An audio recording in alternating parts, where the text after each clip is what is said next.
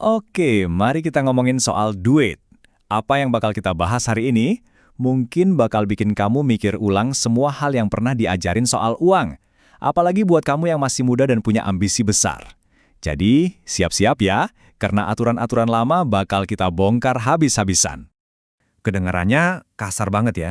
Tapi coba deh pikirin sebentar. Intinya tuh gini, nasihat keuangan yang biasa kita dengar itu tujuannya buat bikin kita aman, bukan kaya raya. Coba deh pakai logika simple. Kalau penasihat keuangan kamu aja masih kerja buat dapat gaji per jam, emangnya strategi mereka beneran bisa bikin kita bebas finansial? Nah, itu pertanyaan penting yang mesti kamu tanyain ke diri sendiri. Nah ini dia, perangkap pertamanya. Aturan-aturan kayak 50/30/20 itu jujur aja udah cacat dari sananya. Kenapa? Gini deh, bayangin penghasilan kamu sebulan 1 miliar. Masa iya kamu mau habisin 300 juta cuma buat gaya hidup? Nggak masuk akal kan? Solusinya itu simple banget. Tentuin batas pengeluaran. Misal kamu putusin, oke, gue hidup cuma pakai 10 juta sebulan. Titik.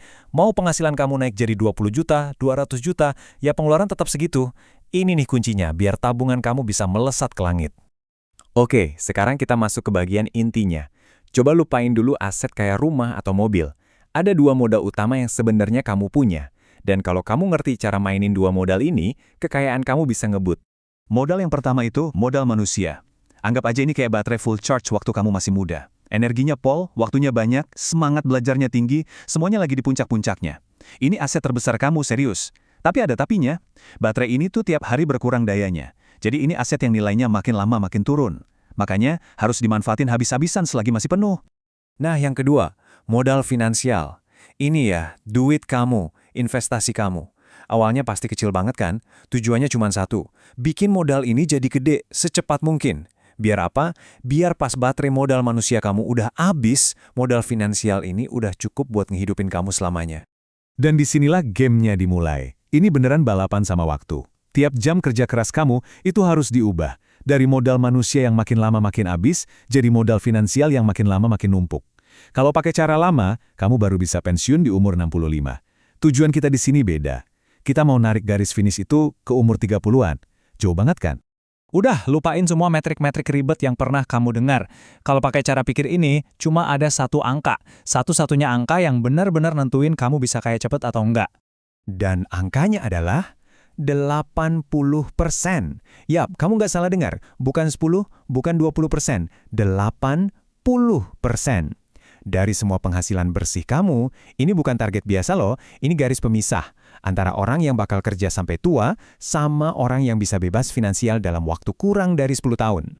Coba lihat bedanya. Nabung 20% itu kayak naik gunung jalan kaki. Lama banget, bisa puluhan tahun baru sampai puncak. Nah, nabung 80% itu kayak naik helikopter. Wush, langsung nyampe puncak. Jadi ini bukan soal bisa atau nggak bisa, tapi soal prioritas. Coba tanya diri sendiri. Lebih penting mana mobil keren sekarang atau kebebasan total 5 tahun lagi? Itu pilihannya. Kamu rela nuker ego sesaat demi kebebasan seumur hidup? Nggak. Oke, anggap aja kamu udah berhasil nih nabung 80%. Keren! Tapi, numpuk duit di bank doang nggak bakal bikin kamu kaya. Malah digerogotin inflasi. Kamu butuh mesin buat ngembangin duit itu. Dan disinilah kita bakal melanggar satu aturan investasi yang paling sering didengar. Coba deh, renungin pertanyaan ini. Kamu punya duit 10 juta buat investasi. Risiko paling gedenya apa sih? Duitnya hilang semua? Atau ada yang lain? Nih jawabannya, dan ini penting banget. Kalau modal kamu masih kecil, resiko terbesar itu bukan kehilangan 10 juta itu. Serius deh, 10 juta bisa dicari lagi. Resiko paling gedenya adalah 10 tahun dari sekarang duit itu masih tetap 10 juta. Nah loh, makanya diversifikasi buat pemula itu sama aja kayak jaminan bakal tetap miskin. Kalau mau lompat jauh, kamu nggak bisa nginjek 10 perahu sekaligus. Kamu harus pilih satu, speedboat, terus tancap gas. Terus, posisi kamu di mana? Selama modal manusia kamu masih kuat, kamu masih muda, sehat, punya kerjaan. Itulah safety net kamu, jaring pengaman kamu. Jadi kamu harus berani main di ujung spektrum risiko yang paling tinggi. Obligasi itu kayak naik perahu dayung, aman sih, tapi lambatnya minta ampun. Kamu butuh speedboat, entah itu saham teknologi, kripto, atau mungkin bikin bisnis sendiri. Cari aset yang potensinya bisa naik 10 kali lipat, bahkan 100 kali lipat. Cuma itu cara buat melesat. Oke, sekarang kita kumpulin semua idenya jadi satu rencana yang simple dan bisa langsung kamu jalanin. Anggap aja ini cetak biru buat kabur dari rutinitas kerja.